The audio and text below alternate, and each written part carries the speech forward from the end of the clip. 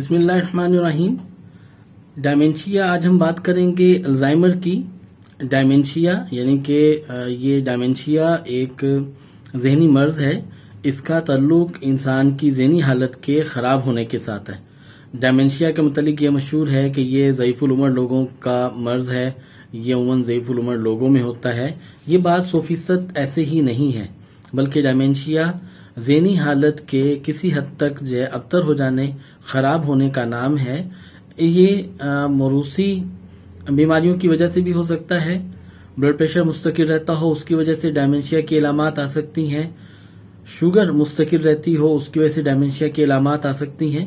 ڈائمینشیا کی علامات کیا ہیں؟ ڈائمینشیا کی علامات میں سب سے بڑی علامت جو دیکھنے میں سننے میں آتی ہے وہ علامت ہے بھولنے کا مرض، بھول جانا، جسے نسیان بھی کہا جاتا ہے۔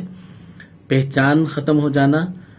ڈائمینشیا کا مریض اپنے رشتہ داروں کو، اپنے گھر کے افراد کو، لوگوں کو، ان کو پہچان جاتا ہے۔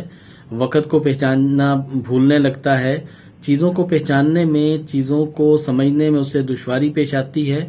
ماضی کی یادداشت کی بعض چیزیں اس ڈائمینشیا کے مریض کو یاد رہتی ہیں، یاد آتی ہیں، جبکہ تاریخ، وقت، وہ چیزیں اس کو یاد نہیں رہنے لگتی۔ رشتہ داروں کو بھول جاتا ہے، اولاد کو بھولنے میں اسے دشواری، پہچاننے میں دشواری محسوس ہوتی ہے۔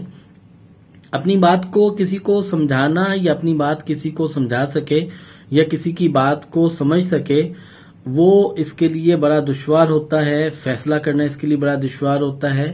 بعض اوقات راستے میں چلتے ہوئے راستے کو پہچاننا اس کے لیے مشکل ہوتا ہے۔ ضد اس میں بہت زیادہ امڑ کے آ جاتی ہے۔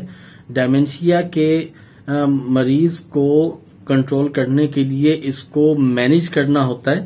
اس کی خوراک کا دھیان رکھا جائے، اس کے اوپر توجہ پوری رکھی جائے۔ ڈائمینشیا کا مریض جو ہے وہ مستقل حساسیت کا شکار ہوتا ہے۔ اس کی علامات بڑی تیزی سے بدلتی رہتی ہیں۔ کسی وقت میں یہ خوش ہوتا ہے، کسی وقت میں بالکل یہ غصے کا مظاہرہ کرتا ہے۔ ایسے مریض کو اچھے انداز میں مینیج کیا جائے، اس کو وقت دیا جائے، اس کو باقاعدہ ایک کیئر ٹیکر کی ضرورت ہے۔ ڈائمینشیا کے مریض کے علاج کے لیے اس کی غذا پر توجہ دینا بہت ضروری ہے۔ اخروٹ، بادام، کشمش اور 4 مغز، یہ اس کی غذا میں ضرور شامل رکھیں۔ 7 دانے بادام، 3 دانے کالی مرچ روزانہ رات اس مریض کو جو ہے وہ دودھ کے ساتھ دیا جائے۔